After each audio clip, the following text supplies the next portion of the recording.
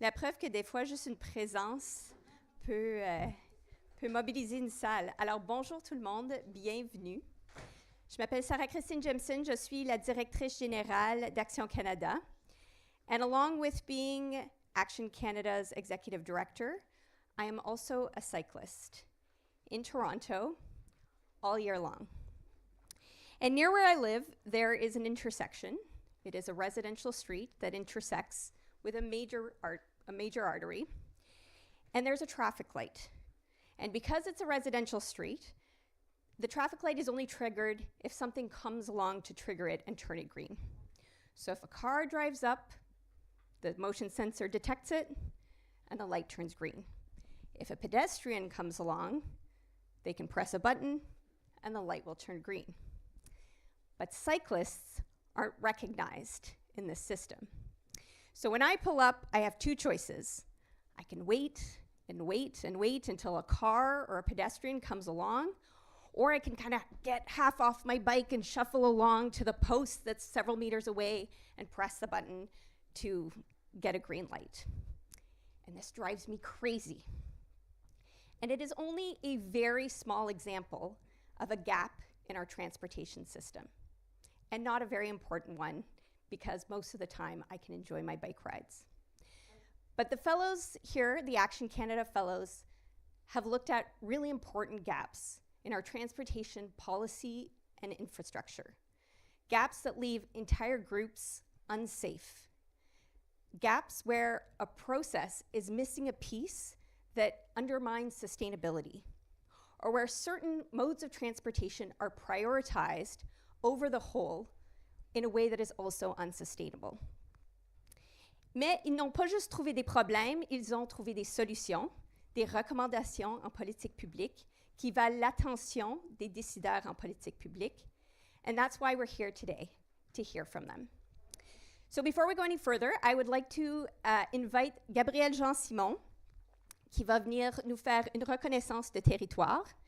Gabriel is a fellow, an alumni from the very first cohort, and also a Montrealer, and he will give us a land acknowledgement. Merci, Gabriel. Merci. Bonjour à tous. Avec Action Canada, nous reconnaissons que cet événement se déroule sur des terres autochtones non cédées. Nous reconnaissons la nation Kanien'kehá:ka comme gardienne des terres et des eaux sur lesquelles nous nous réunissons aujourd'hui. Tiohtià:ke, ou Montréal, est historiquement connu comme un lieu de rassemblement pour de nombreuses Premières Nations et aujourd'hui une population autochtone diversifiée ainsi que d'autres peuples y résident. C'est dans le respect des liens avec le passé, le présent et l'avenir que nous reconnaissons les relations continues entre les peuples autochtones et autres personnes de la communauté montréalaise. Nous espérons pouvoir apprendre des gardiens et gardiennes traditionnels de Tiohtià:ke, Montréal, et poursuivre notre croissance en tant que communauté en respectant la terre et en honorant les esprits qui nous unissent pour échanger et débattre de nos idées. With Action Canada, we acknowledge that this event is taking place on unceded Indigenous land. We recognize the Kanien'kehá:ka Nation as the traditional custodians of the land and waterways on which we gather today. Tiohtià:ke, Montreal, is historically known as the gathering place for many First Nations, and today is home to a diverse Indigenous population as well as other peoples. It is with respect for the connections to the past, present, and future that we acknowledge the ongoing relationships between Indigenous peoples and other members of the Montreal community. We hope to learn from the traditional custodians of Tiohtià:ke, Montreal, and to continue to grow as a community, respecting the earth and honoring the spirits that bring us together to share and debate our ideas. Merci, Gabriel. And so now, just a bit of an overview of our agenda, le temps qu'on va passer ensemble aujourd'hui. Alors, on va bientôt avoir un mot de notre partenaire principal pour cet événement, Via Rail. Ensuite, je vais vous donner une petite idée de qui est Action Canada, qui sont ces fellows et pourquoi est-ce qu'ils sont ici. So, who are these young people who have thought about transportation, sustainable transportation, and why are we here? And then, of course, the main reason why you're here, the presentations. So we'll have 3 10-minute presentations, and after that, we'll have the opportunity for a few clarifying questions, because after the presentations, you'll have the chance to engage in a dialogue. So we'll invite you both virtually and in person to join the group that compelled you the most or that raised the most questions for you, where you'll be able to further discuss with fellows their reports. Vous avez remarqué, je passe d'une langue à l'autre. This presentation will be in both official languages. Technology is magical now and has made great leaps and bounds. So if you're on Zoom and you don't understand both official languages, you can go in the bottom right corner and there is a simultaneous interpretation option that you can choose to add to your viewing experience. J'aimerais maintenant remercier nos partenaires sans qui on ne serait pas ici aujourd'hui. Alors, a big thank you to Inspire, merci à Power Corporation du Canada, le secrétariat aux relations canadiennes et Via Rail. J'en profite aussi pour remercier la Maison du développement durable qui nous accueille ici aujourd'hui et leur partenaire principal Hydro-Québec et Desjardins, leur partenaire majeur. Et maintenant, I would like to introduce Vanessa Cherenfant, chef de la direction stratégie avec Via Rail, notre partenaire pour cet événement. Bonjour Vanessa. Merci. Oui. Alors, bon après-midi. Hello, good afternoon, everyone. Il me fait grand plaisir, en fait, d'être avec vous ce soir comme partenaire de l'événement. Via Rail, as you know, operates a national rail passenger service across Canada from coast to coast. And obviously, with the team around sustainable transport, we had to be involved in this event. And we were really happy to be able to offer actually the different tickets for you to go around the country and see for yourself what are the opportunities, what are the challenges around sustainable transport. De notre côté, bien sûr, avec toutes nos années à opérer un train à travers le Canada, nous avons, je veux dire, on a une place première de pouvoir aussi observer les besoins au niveau des différentes communautés que nous desservons et surtout au niveau des besoins de modernisation et d'évolution. La modernisation a d'ailleurs été une partie centrale en fait de notre évolution à Via Rail au cours des dernières années. So essentially, within the last years, we invested a lot around modernizing not only our equipment, but the way we operate as well. So some of you might have experienced the new trains that we launched last year, essentially in the corridor. We also launched a reservation system at the end of last year to be able to improve the customer experience that you all have, that we can offer to Canadians. You might have heard as well, with all the publicity that we had last week, the efforts that we're really putting into renewing the long-distance regional services, which is essentially a core part of what we deliver at Via Rail, parce qu'on parle en fait d'une route de plus de 10 000 km. On dessert plus de 250 communautés quand même à travers ces différentes routes. Donc c'est crucial pour nous d'avoir des solutions durables, mais aussi d'avoir accès à des leaders tels que vous qui peuvent réfléchir à l'avenir, qui peuvent amener en fait des politiques qui sont ambitieuses et qui pourront effectivement nous permettre d'avoir des solutions de transport que nous méritons. Je dis que nous méritons parce qu'on veut faire plus, il faut faire plus. Alors nous avons très hâte to listen to you, to see the ideas that you've come up with, to see the opportunities that maybe we can also implement. Alors je vous remercie de votre implication, merci aussi de l'opportunité de contribuer à ce programme et je vous souhaite bon succès dans vos présentations. Thank you. Merci Valérie. Alors, c'est quoi Action Canada et pourquoi sommes-nous ici? So, Action Canada is a public policy leadership program that seeks to build leaders to serve this country. So, over a 10-month period, we bring together emerging leaders from all across the country, from all different backgrounds and from all different sectors, to develop their leadership skills, to learn about the country, and to learn how public policy works. Et en plus d'avoir la grande chance de voyager à différents coins du pays, cette année, ils sont allés à Halifax, Whitehorse, Windsor et maintenant ici à Montréal. They also look at a major policy challenge facing the country. And this year, the theme was sustainable transportation.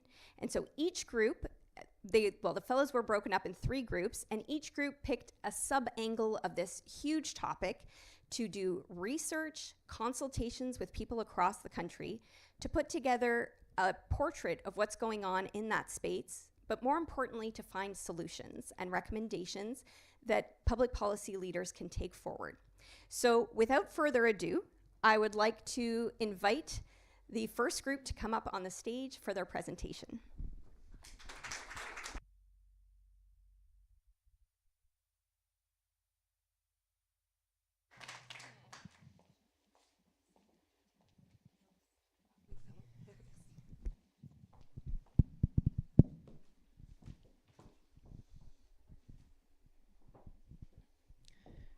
Penser différemment pour agir différemment. Trop longtemps, la durabilité a été synonyme d'éviter des dommages dans un système économique fondé sur la croissance. Aujourd'hui, on vous pose la question « Pourquoi ?» Une nouvelle définition est nécessaire. Une définition dans laquelle le transport durable peut activement faire le bien. Pour ce faire, on a besoin d'un changement de paradigme. On doit passer du profit à la raison d'être, de la linéarité à la circularité, de l'extraction à la régénération. 80% des Canadiens aujourd'hui habitent dans des centres urbains. Les transporter de manière durable pourrait avoir un effet bénéfique sur l'économie canadienne, sur sa compétitivité, sa capacité d'innovation et sur la qualité de vie de nos concitoyens. Ce changement commence par la manière dont les décisions sont prises. Une meilleure gouvernance aurait un impact transformateur sur les collectivités en permettant des solutions innovantes en matière d'urbanisme. À son tour, un aménagement du territoire repensé permettrait aux gens de plus facilement faire des choix de mobilité durable. Aujourd'hui, on vous invite à ouvrir vos esprits, à ouvrir vos cœurs et à réimaginer ce que la durabilité pourrait être et devrait être pour le transport au Canada. Bienvenue dans un avenir régénératif. Thanks, Daria. Folks, you could buy the most beautiful, fanciest, cushiest, comfiest, coziest couch.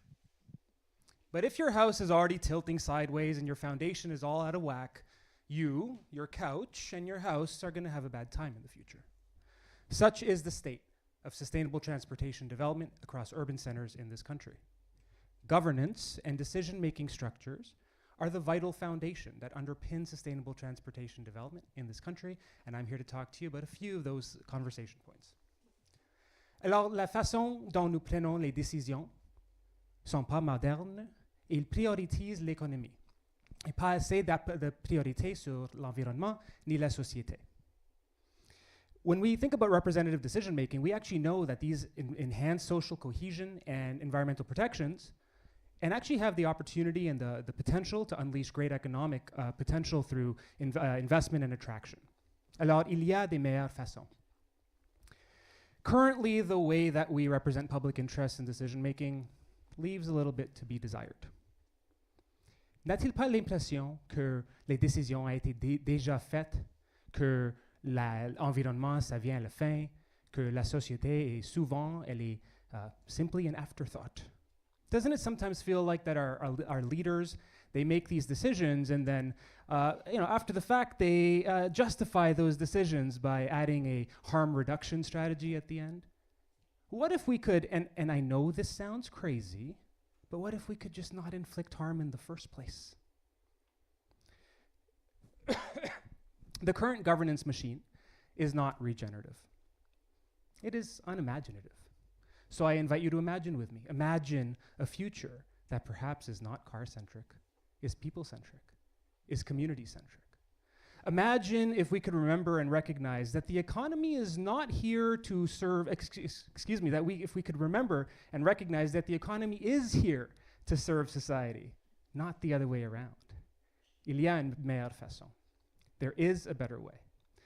And so we recommend the establishment of sustainable transportation development committees in every major city across the country.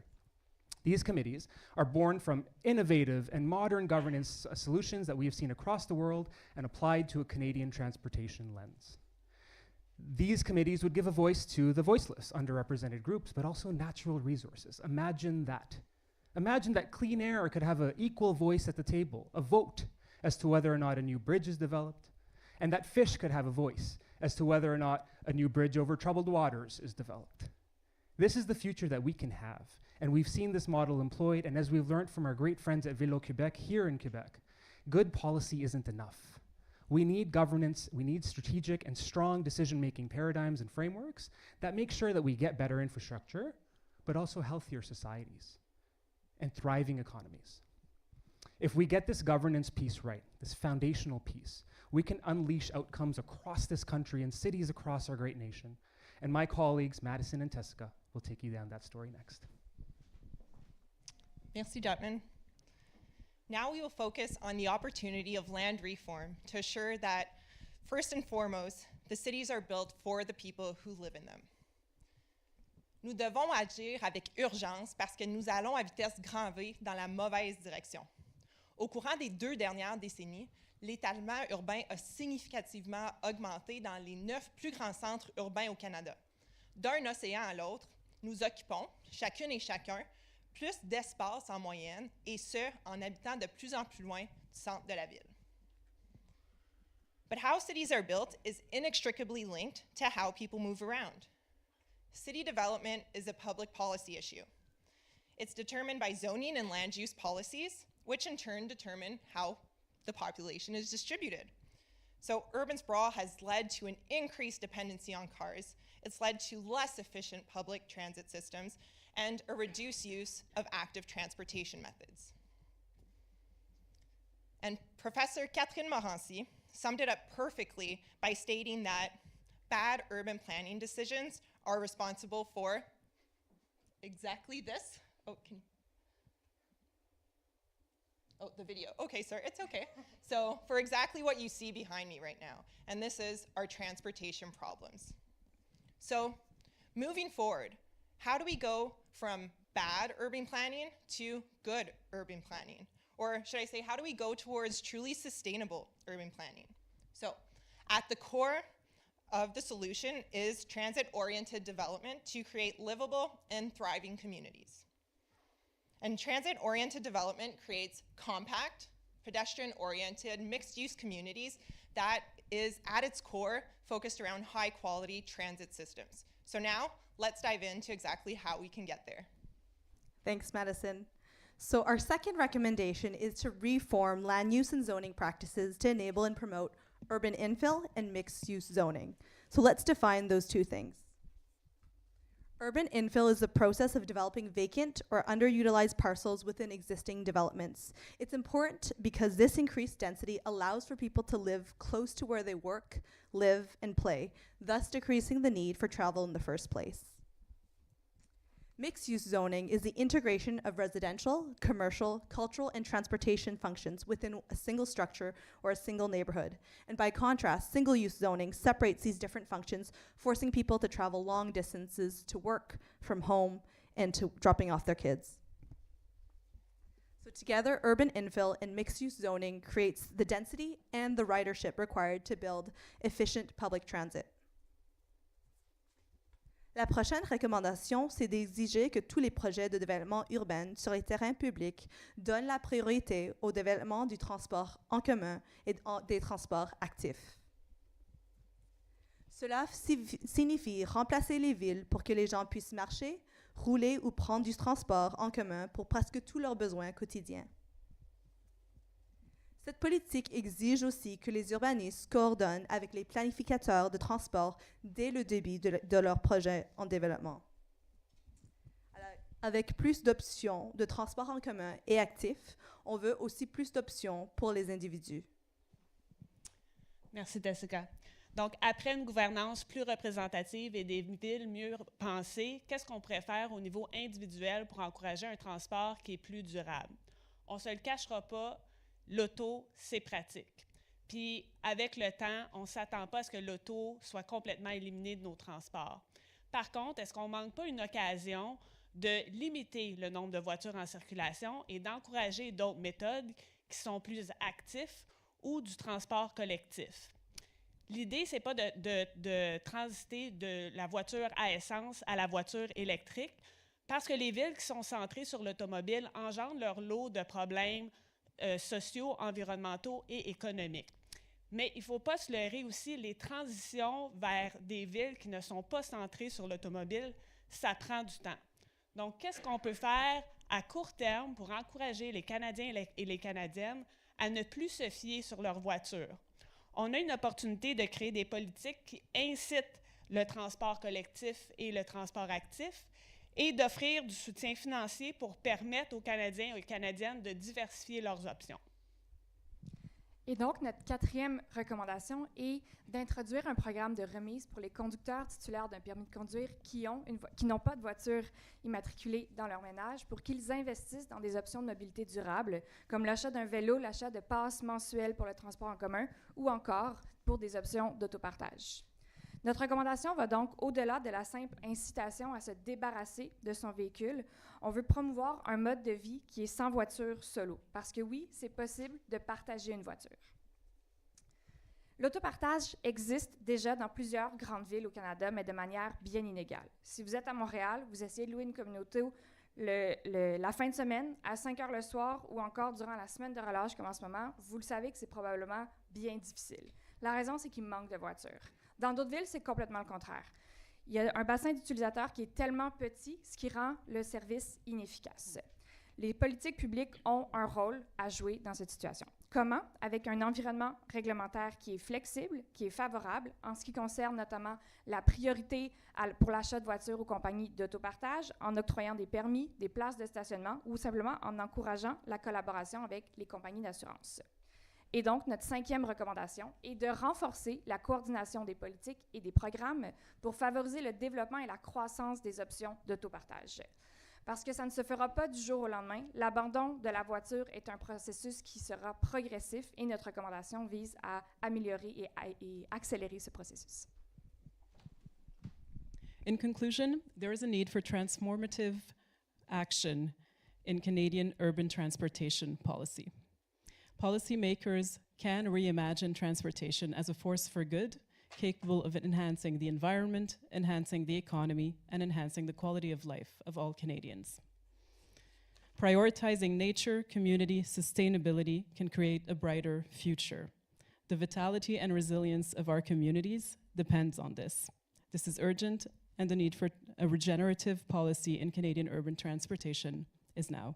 Thank you for your time.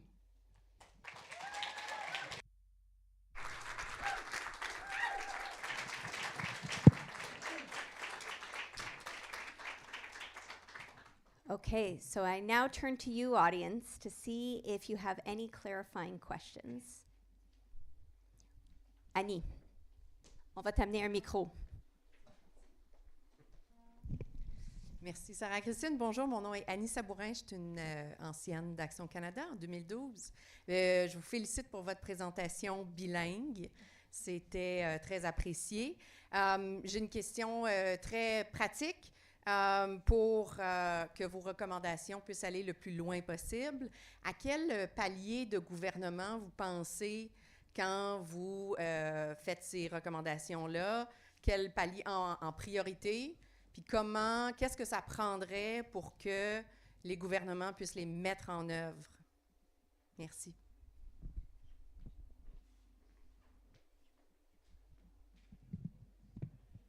Je peux répondre peut-être au moins à la première partie de la question. Donc, puisqu'il est question beaucoup dans notre papier de gouvernance, mais aussi de gouvernance qui amènerait le changement dans l'urbanisme.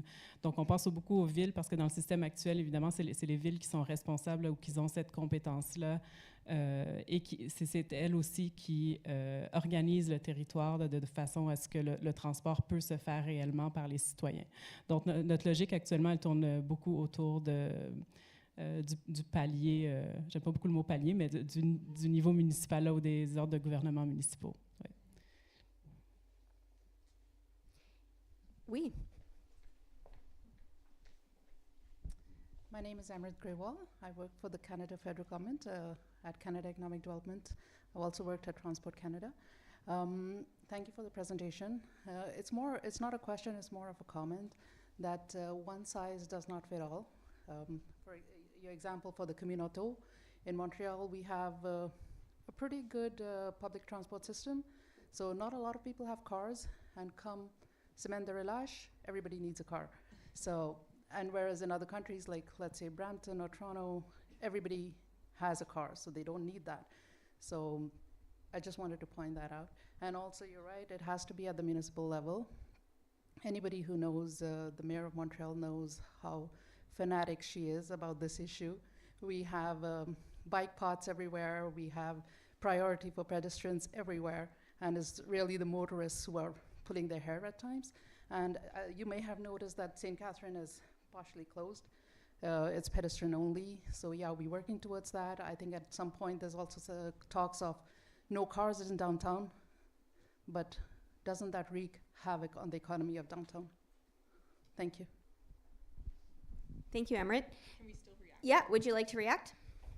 Thank you so much for the comment and for sharing.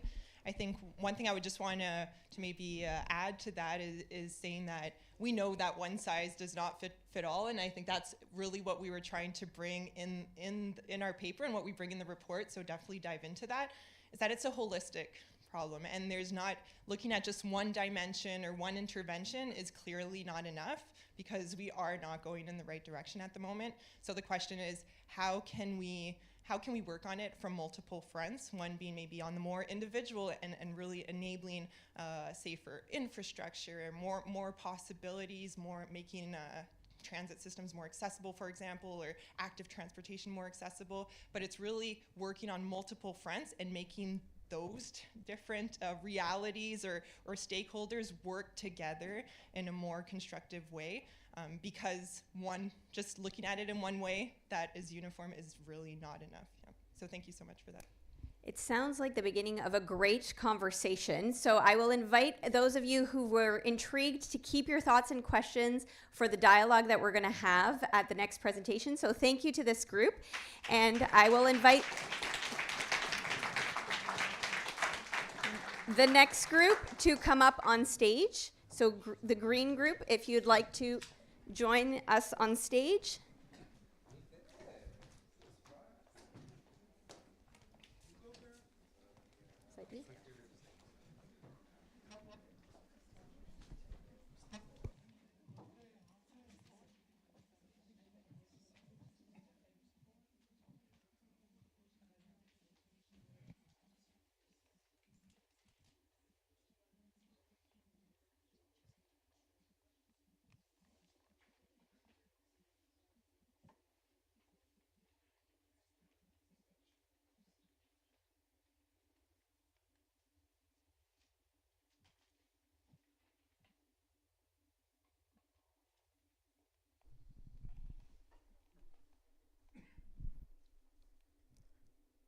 On August 17th, 2010, Amber Tuckerow, a 20-year-old First Nations woman from Mikisew Cree First Nation in northern Alberta, flew into Edmonton with her 15-month-old son and her friend.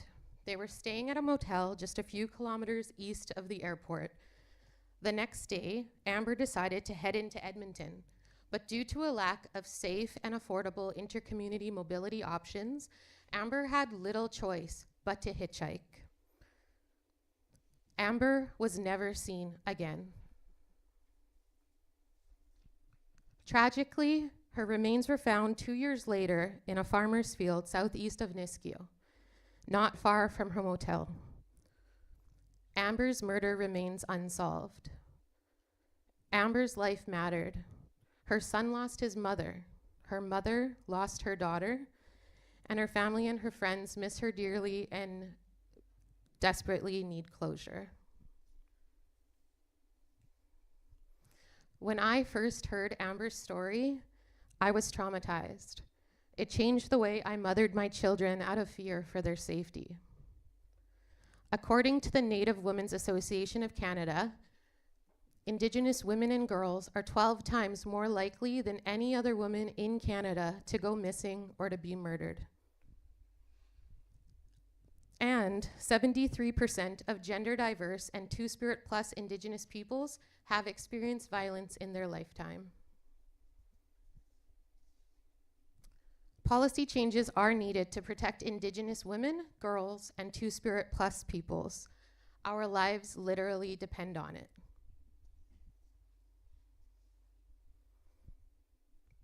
Tansei. My name is Dale Arcan Morn, and I'm a Nehiao Esqueo, a Cree woman from Kaputagao in Treaty 6 territory.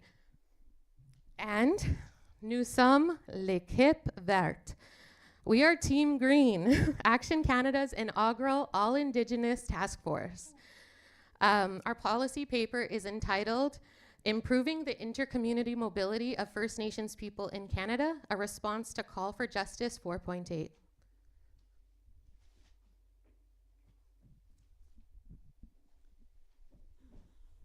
My name is Deanna Starr, and I'm a citizen of Little Pine First Nation. Many have called for governmental action regarding the ongoing violence being perpetuated against Indigenous women, girls, and Two-Spirit LGBTQIA+ people in Canada. Prior to December 2015, these calls were largely ignored by the federal government. It is because of the advocacy work of family members and grassroots Indigenous organizations that we are here speaking today. In 2014, Amnesty International presented a report urging the federal government of Canada to take immediate action through a comprehensive approach to addressing violence to Indigenous women, girls, and Two-Spirit Plus people. The Government of Canada launched a national public inquiry in 2015. Families, including Amber Tuckeros, gathered across Canada to provide testimonies of their missing and murdered loved ones. These testimonies emphasize the impacts that the violence on Indigenous women, girls, and Two-Spirit Plus people have on entire communities. This has led to the 2019 final report on the missing and murdered Indigenous women, girls, and Two-Spirit Plus people titled Reclaiming Power in Place, that reveals that human and Indigenous rights are the root causes behind human rights violations, are the root causes behind Canada's staggering rates of violence against Indigenous women, girls, and Two-Spirit Plus people.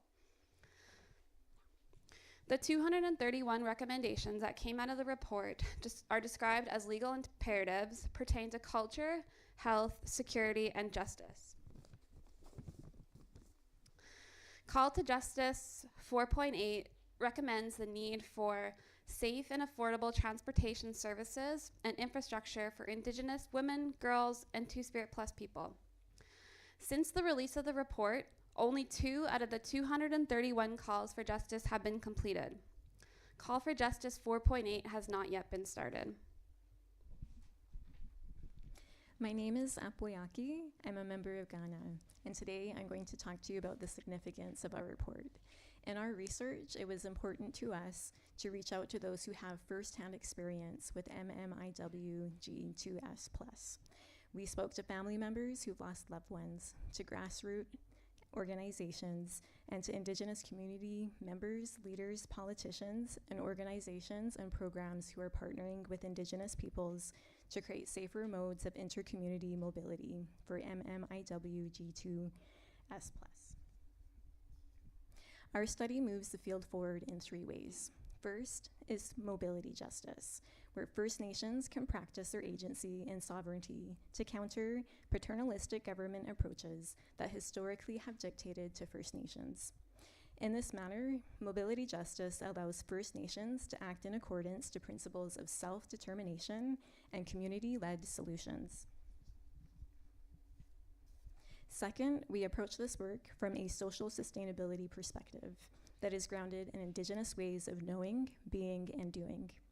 This comes from a relational understanding that humans are not superior to animals, flora, fauna, water, and land, but rather we are in relation to them, which includes the sacred role of women in sustainability.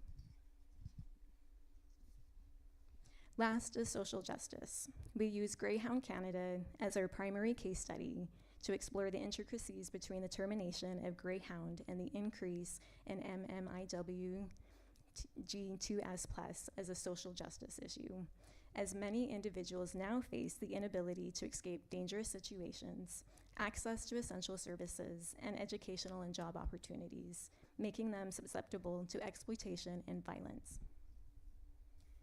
Our recommendations call upon policymakers and advocates and communities to work collaboratively to find sustainable and equitable solutions that address transportation needs, which potentially can benefit all Canadians, regardless of their geographic location, socioeconomic status, race, or ethnicity. Tanshe Kioao. My name is Alexandra Nychuk. I'm a Chief and a citizen of the Manitoba Métis Federation. My colleague Andrea and I are going to walk you through our policy recommendations. As we go through them, I encourage you to follow along in your pamphlet on your one-pager and also on page 7 of our report. In our slides, you will also see, right here behind me, a list of governmental bodies, in addition to entities that we are calling on for each particular report we are speaking to. Recommendation, pardon me. The first one speaks to systemic issues and the need for recognition for mobility as a social determinant of health. There's also a need to increase investment in safe, affordable, inter-community mobility for First Nations, which includes measurable outcomes. And thirdly, we call for First Nations government to be able to co-create safe transportation for their citizens and members. Bonjour, bon après-midi, je m'appelle André, je suis originaire de Penetanguishene en Ontario. Notre deuxième recommandation vise sur certains enjeux de mobilité ainsi que le manque d'argent chronique dans les communautés des Premières Nations. Nous suggérons des idées simples et réalisables pour améliorer le transport public intercommunautaire pour les municipalités puissent bien servir les communautés des Premières Nations. Nous recommandons que le gouvernement du Canada établisse un appel de financement sous forme de subvention aux communautés des Premières Nations pour le transport commun, spécifiquement pour le transport commun. Cela aidera à avoir des transports publics sûrs, abordables et qui favorisent la durabilité. L'argent aidera à créer, maintenir et surveiller les transports publics et à soutenir l'extension des systèmes de transport publics municipaux aux réserves. Notre troisième recommandation concerne l'amélioration des données sur le transport commun dans les communautés des Premières Nations grâce à une approche axée sur l'analyse comparative entre les sexes plus. Cette approche permettra aux communautés des Premières Nations d'être des leaders dans la recherche sur les besoins de transport public. De plus, il est important que les communautés des Premières Nations soient formées pour qu'elles puissent gérer leurs propres données sur le transport et de développer leurs propres solutions grâce à ces données. Il faut aussi comprendre comment les nouveaux projets de transport affectent l'économie à long terme. Our fourth recommendation asks to create a public awareness campaign that will be found outside public hubs of transportation, that will be found across the nation, to understand the root causes of violence, such as the intergenerational effects of colonization that affect Indigenous women, girls, and Two-Spirit plus individuals. Our final recommendation speaks to the creation of an annual symposium where there will be a sharing of First Nations insights on sustainable transportation, and the aims will be to establish best practices in transportation policy for First Nations. What happened to Amber Tuckero is not an isolated incident. Implementing our group's recommendations ensures the safety of Indigenous women and girls and Two-Spirit plus individuals. Individuals like Tiffany, Deanna, Dale, and myself. So we don't have to wonder if we're next. Kichi Marci. Merci. Nitsa Nitaki. Nanaskaman. Thank you. Hi.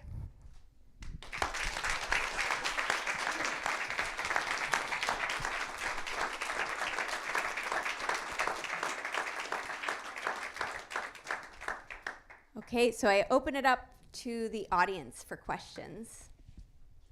Et n'hésitez pas, pour ceux en ligne, d'écrire vos questions dans le chat et on viendra vers vous si vous en avez. So don't hesitate to add a question in the chat for those of you online.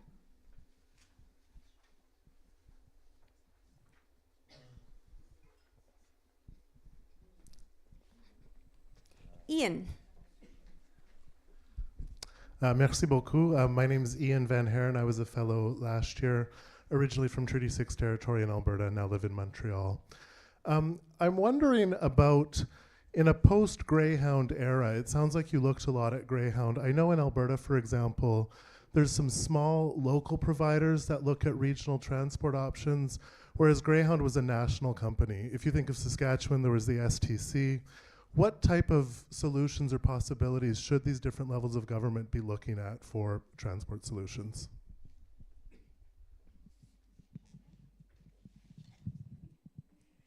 I think the primary thing, thank you for your question, but I think the primary thing when we're considering solutions is ensuring that we are prioritizing self-determination in those solutions. So while there might be collaborations between provincial and federal governments and municipal governments, we also need to make sure when we're making those decisions, we're also including First Nations, Inuit, and Métis voices. I know our report focused on First Nations specifically, but also ensuring other Indigenous groups are also included in those considerations.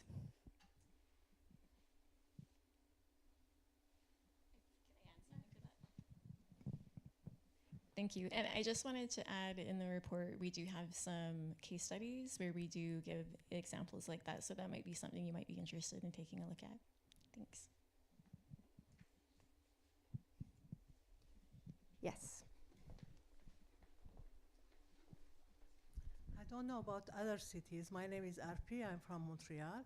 But in Montreal, we have kind of conglomerations almost of First Nations people who come and to the city. They don't have anywhere to go, and then they go to certain places. But then from those places, for them to go even to social services, etc., there is no transportation.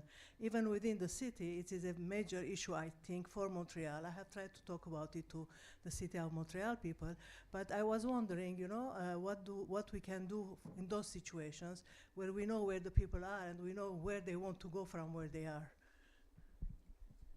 Thank you, RP. Okay, so thank you for your question. In terms of we didn't really look specifically at urban situations. We're more interested in moving between communities because although there are significant barriers for Indigenous people accessing transportation in urban areas, one of the greatest gaps kind of in our research that we found was more so moving between communities. And often, though there are services in urban settings, there's reasons they need to go back home to reserves, so First Nation reserves. And so there's a need for that specific kind of transportation. Thank you so much, Green Group. Another round of applause.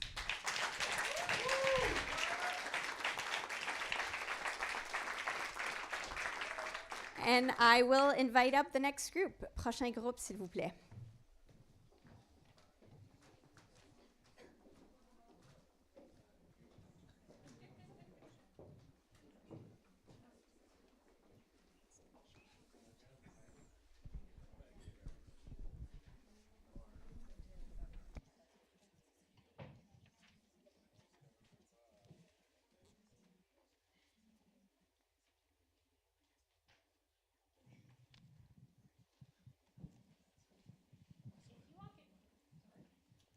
Try that again with the mic on. If you walk into a car dealership tomorrow, one of the first questions you're likely going to be asked is whether you're looking to purchase a gas or electric vehicle. We know that more and more Canadians are choosing to go electric. En fait, parmi les nouveaux véhicules, 1 sur 10 est maintenant électrique. Mais ce chiffre doit augmenter plus rapidement, car le gouvernement a décidé que d'ici 2035, tous les nouveaux véhicules devront être électriques. Pour faciliter la transition vers les VE, des investissements importants ont été réalisés, notamment des milliards de dollars dans la capacité nationale de fabrication de batteries. The EV transition holds huge potential, and it's one of the fundamental elements of the government strategy to decarbonize the transportation sector. But there's one key question that very few people are talking about. What happens to the batteries in EVs once they're no longer suitable to be used in a vehicle? Our report, which we're excited to present to you today, explores maximizing Canada's EV battery repurposing and recycling ecosystem. Thank you, Michelle. Hello, bonjour. Discussions on the transition to EVs have largely been focused on how green EVs really are. We hear a lot about how the cars and the batteries are made, and a little bit about how the electricity that will be powering it will, whether or not that's green. While those things are important, there hasn't been enough attention focused on what happens to EV batteries at the end of their life. We know that the potential negative environmental impacts and economic opportunity, positive economic opportunity that batteries and critical minerals can unleash is huge. However, in Canada, there is no comprehensive national policy regime that fully considers the economic, the regulatory, the environmental, and technical requirements that we need to effectively manage EV battery waste. So, our group believes that if we fail to plan, we plan to fail. I thought you guys would fill in that there for me. And so that it's critical that we prepare now to ensure that batteries will be safely and sustainably managed at the end of their vehicle lives. In our report, we have identified 3 key challenges and offered solutions to them. Economic challenges. Our companies, both long-standing and startups, are competing internationally and are amongst the best, and they will benefit from a clearer regulatory environment in Canada with more targeted and more effective incentives to ensure their growth, both for Canada and for them to compete internationally. They face regulatory challenges. There are conflicting and competing regulations between our provinces. That's in the provinces with regulations. Many have not yet set regulations.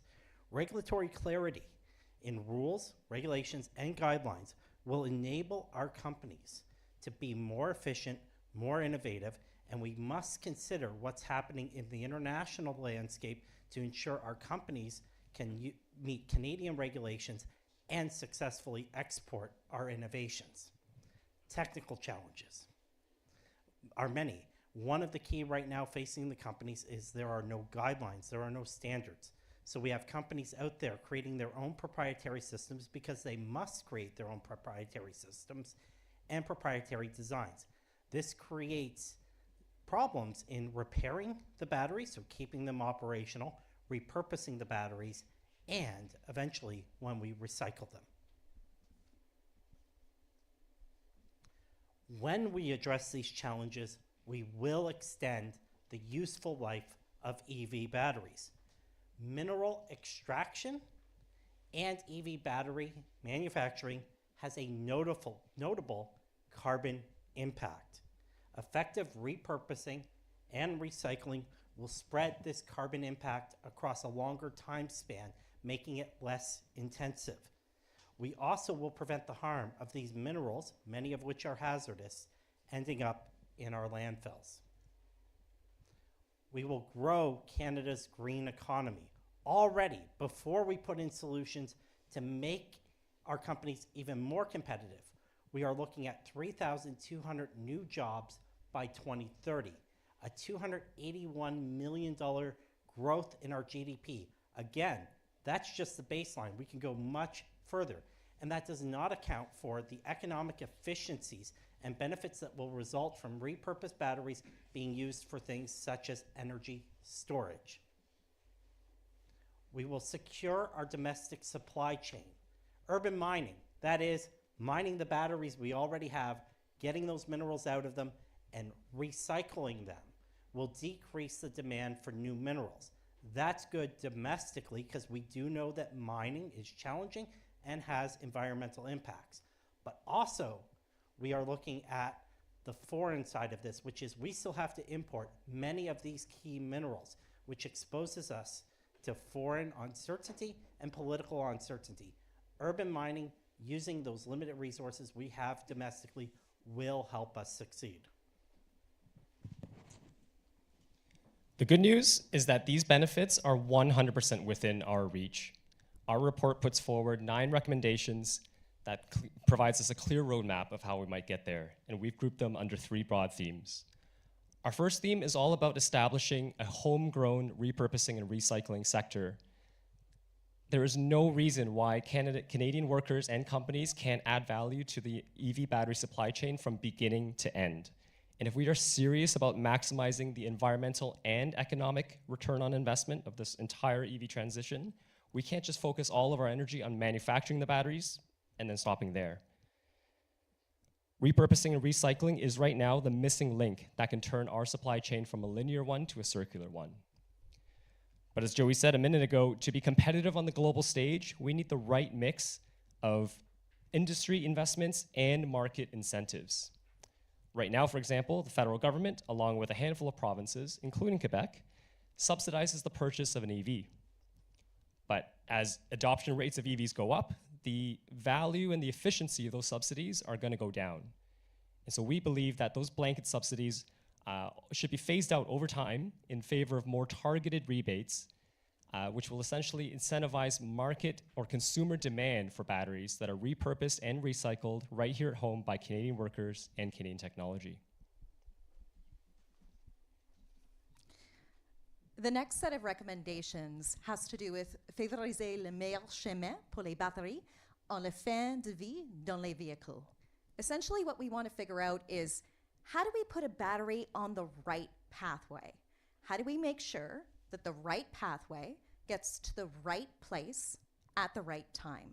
And our recommendations in this section really speak to achieving that. The first one that I'll speak about today is the state of health assessment. When you go out and you buy a new EV, the second you drive it off the lot, that battery is at 100%. But as you continue to drive it over time, it's just not going to work as well. You drive it for 100,000 kilometers, and maybe that battery is only ever going to charge to 90%, 85%, 80%. Interestingly enough, 80% is actually when it's considered to be end of life in a vehicle. What happens then? What are you going to do? How do you even know that your battery is reducing? Right now, that information is actually not available to you as the consumer, even though in your vehicle, if you're driving a new one off the lot today, a lot of the battery management systems are actually able to extract that data, and they should be able to give it to you. We believe that information should be easily accessible to you. Building upon that a little bit further, we're actually interested in a battery passport system. This is something that's being introduced in the European Union at the moment. It's something that's been developed by the Global Battery Alliance. And fundamentally what it is it's taking a state of health assessment a step further. It's making sure that if you are someone who is, a business working in recycling or repurposing, you want to understand, will this battery work for me to repurpose it in an energy storage system? Can I use this in a community microgrid? You need information on what is actually in that battery. You need information on the operational history, the chemistry. That information is not readily available. And so what a battery passport system is essentially when the battery is removed from the vehicle, there's a QR code that gives you that information. And that's the sort of information that you need to be able to make the right choices about, do we repurpose it? Do we recycle it? Where does it go from here so that we can make sure that we're maximizing the value of that battery? Notre troisième et dernier thème est d'assurer le démantèlement, l'entreposage et le transport de manière sécuritaire et économique. As one example, because batteries often have to travel long distances across the country to reach repurposing and recycling facilities, and that current transport regulations often pose various challenges and inefficiencies related to batteries when they're designated as dangerous goods. We recommend that specific transport guidelines be developed for EV batteries. We think these should distinguish between intact and damaged batteries, and that they should align with US regulations.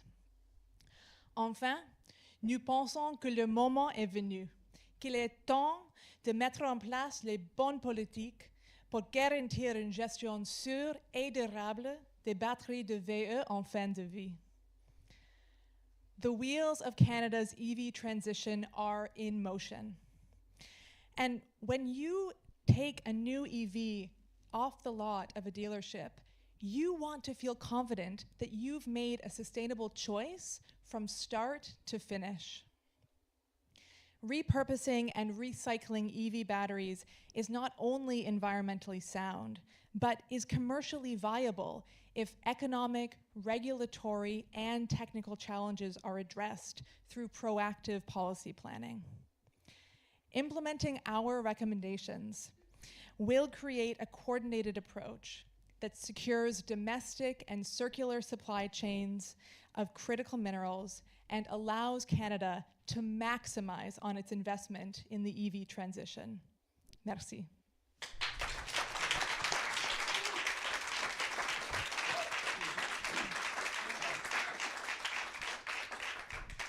Okay, are there any questions for Team e-vehicle batteries? Des questions aussi pour ceux qui sont en ligne, n'hésitez pas à les mettre dans le chat.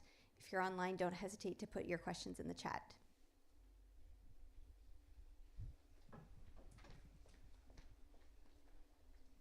Hello, merci beaucoup. C'est quel pourcentage des véhicules sont électriques maintenant qui sont vendus au pays? So what percentage of e-vehicle batteries, e-vehicles are sold in the country currently? C'est 1 sur 10 maintenant, des nouveaux véhicules. 1 out of 10. 10%.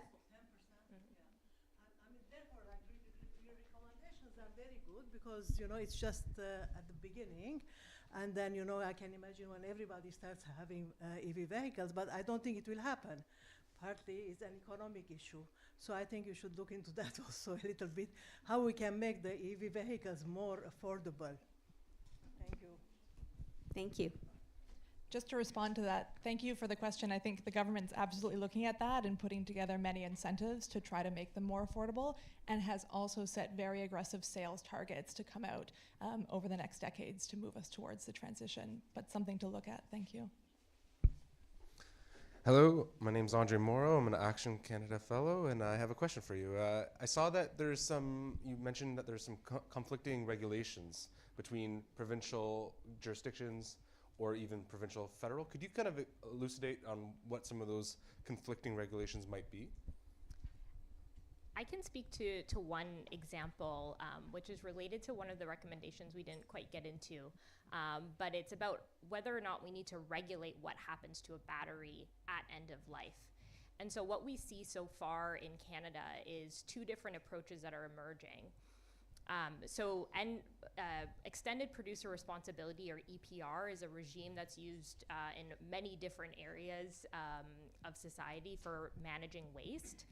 And we've seen in BC that they're using an EPR approach. They're exploring an EPR approach for EV batteries. So they would regulate producers, that they would have responsibility to manage the battery once it reaches end of life.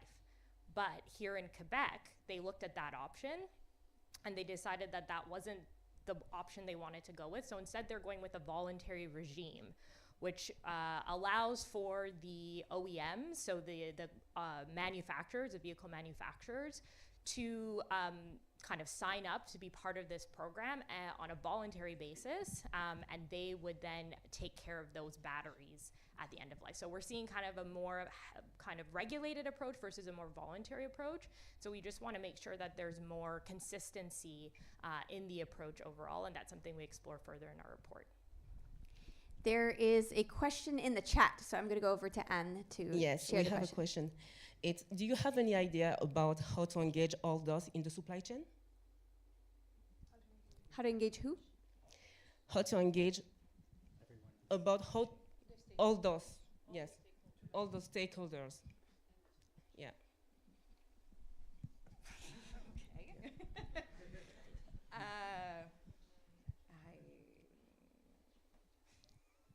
What would you like me to say, guys?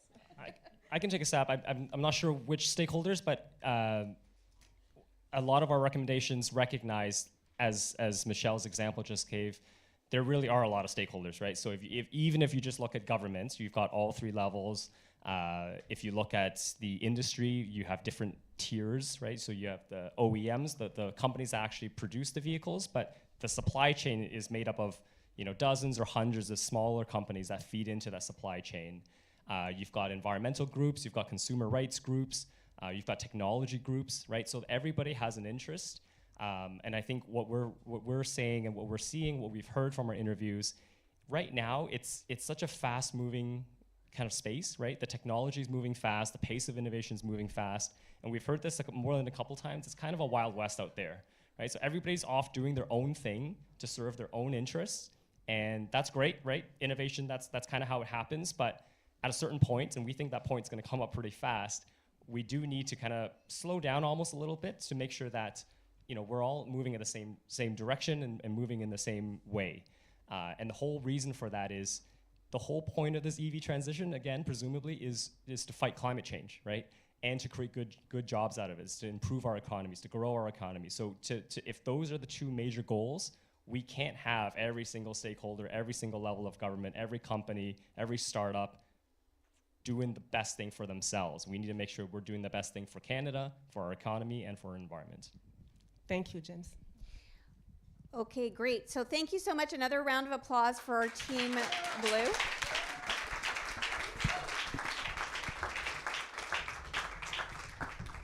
And now we get to dialogue. So I'm going to invite all of you, people online and people in the room, to identify the group that compelled you the most and join them in a conversation. So pour ceux qui sont en ligne, vous allez avoir l'option de choisir une salle. Those of you online will have the option of which breakout room you want to join, identified by theme. And similarly, for those of us here, I invite the teams to get up and to move towards the door.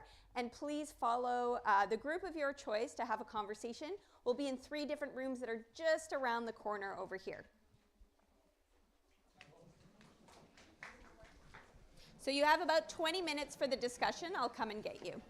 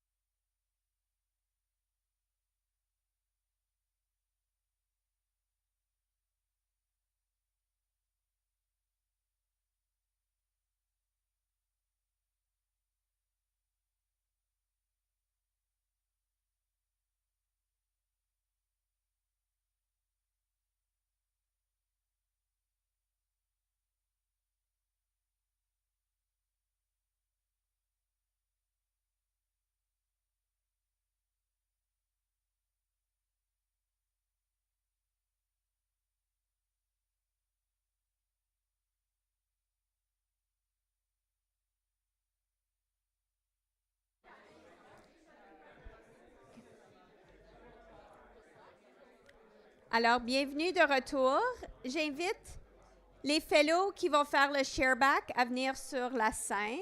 So if I can invite the two fellows who will be doing the shareback to come up on the stage.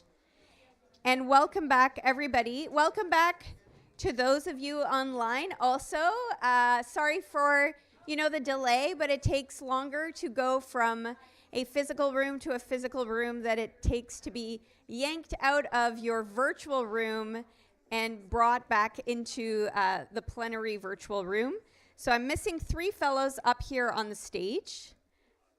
If I can get the 2 people from each group who are going to be doing the shareback.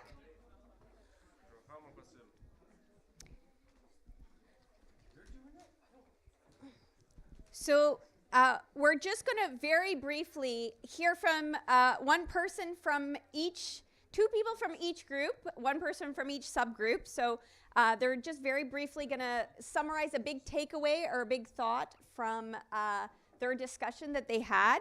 And after, you're all very welcome to join us for a cocktail, mocktail, and some bitings and further discussion with the group.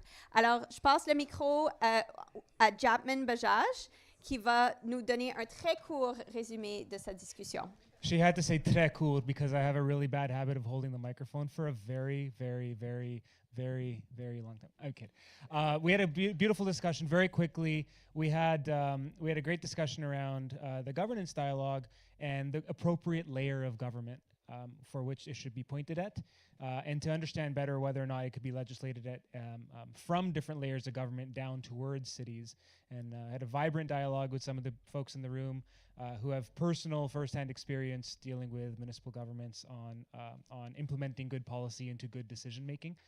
So it was a good room to have people who have dealt with it firsthand every single day to also respond to folks who are studying it intimately in their careers. So it was a good mix of people. Thanks, Chapman. In the same group, we also had a discussion about balancing the needs of urban infill with also the pressure that it places on cultural communities, and in particular, the example of Chinatown was raised, where there's encroachment or there's the threat of densification, but also gentrification as a result of that. And so we kind of talked about what are the ways that we can densify, but also in a way that preserves affordability and the vitality and the cultural heritage that's there in the city. And so we talked a little about community land trusts, but there are many other models and solutions out there. In our group, we talked a little bit about the need for collaboration between the various levels of government, federal, provincial, First Nations, and municipal. And that could be that might be pretty difficult, especially with First Nations often not having the ability to contribute financially to something like that. And then we also talked about the importance of keeping proper data so that we can exemplify the need for these transportation solutions. Puis OK, ouais. Donc, alors, on a aussi parlé des enjeux en termes de durabilité de financement, la profitabilité, ainsi que assurer qu'on a un mode de transport qui assure la sécurité, le bien-être, mais aussi on peut fier là-dessus. Puis pour nous, on a regardé la durabilité en termes de succès de financement ou de business. Puis c'était vraiment une discussion intéressante. We also spoke about kind of how our topic came to be and how it started with transportation as a social determinant of health, in terms of the need to access Indigenous communities needing to access services in other communities and municipalities or urban areas, perhaps. And then from there, it kind of developed through discussions, and in Yukon, it led to using the Missing and Murdered Indigenous Women and Girls report as a example of where transportation misses the gap when it comes to serving communities. On a parlé de plusieurs de choses dans notre chambre de Zoom. We took a tour around the world with our questions from our participants talking about EV batteries. We talked about the regulatory environment in Canada and challenges versus federal and provincial regulations. We talked about relationships with the US. We talked about how the EU, the European Union, is really leading the way in terms of regulation around end of battery life for EV vehicles. And we talked about very, very recent changes in New Jersey and EPR regulations that have come out there. And then we ended our discussion by talking about the future of transportation and where things might go. So we took a trip around the world and then went far into the future. We, of course, our subgroup was discussing the same topic. Many of the same discussions occurred. I want to say we are very thankful for those that came to our discussion today, because it gave us a chance, and I thought what was really fun for us was that the questions were what was not in the report. It was what about this, and the opportunity to discuss that all of our reports are at the leading edge of things. So many of these questions have not been answered yet, and the report in the pages that we had require clarity. So we had a really wonderful opportunity to talk about all the research that we did, all of the things that we are very passionate about that did not get into the report. And especially for those of you that are watching right now and thinking about applying, I thought it was a lot of fun to talk about the early process and what we didn't end up doing. So what we talked about and why we chose our topic that we did now, and to go back on this 10-month process and to be able to talk about all the people that we met, all the people that contributed to us, all that we learned on our trips, and some of the things that we saw that we didn't know about, because many of us spend a lot of time enacting a lot of change in our part of Canada, and the opportunity to connect with the rest of the country and to be here in Montreal. And I thanked one of our participants that was in person here in Montreal, because they were very kind to ask their questions to us in English and to engage us in English, which is my language and my tongue, and the opportunity to really connect across this country. It's been really special, and we're so thankful for everyone that participated today, because you made this special. It was one thing to do a report and then to put it out there, but it was a whole other thing to be able to passionately speak about it and to share our knowledge and gain knowledge. Some of the people that were with us gave us ideas that now when we go and take these reports forth to decision makers, we learned more today. So thank you to all of you that came today.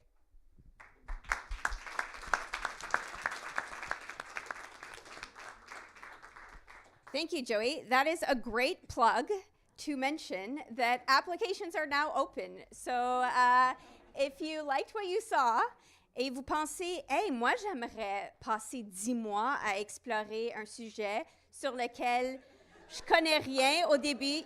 You can't do it again though. Then you have until March 11th to apply for next year, where we've already announced the theme. It'll be about the future of the resource sector, the natural resource sector. So thank you to all the fellows who are up here. Un grand merci à tout le monde qui est venu. Thank you so much for coming. For those of you in person, please stay. We have some nibbles and some drinks and the opportunity to keep discussing.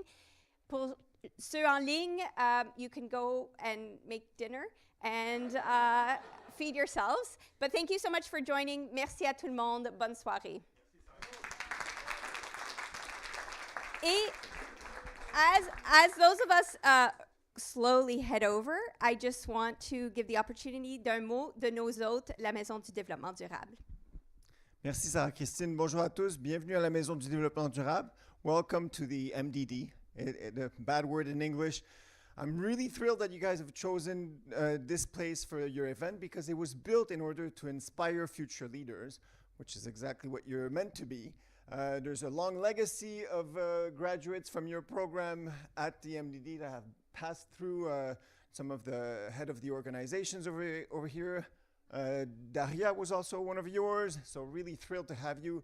This building's got a lot of cool features. It was built in 2011. It was the first building LEED Platinum new construction in Quebec, one of the first in Canada. It's got a cool, like a green roof that captures the water that is flushed in the toilets. It's got 26 geothermal wells under the building for the heat. Noticed how we passed from plus 15 to minus 15 today. Most of the buildings in Montreal will be sweltering hot today, and it was just perfect. It's amazing the resilience that this building comes with. It's got this green wall. It's having a tough time, the green wall these days, but it still works with its function in place. So it humidifies the building in the winter and decreases a bit the temperature in the summer. So in any case, really thrilled to have all of you here today. We hope that it has inspired you and that you will be inspired to do more of these in the future. We really need this. When you build a building, it's here for 50 years. It's not just a question of costs today when you build it. It's operational costs and benefits for decades to come. Thank you very much. Merci.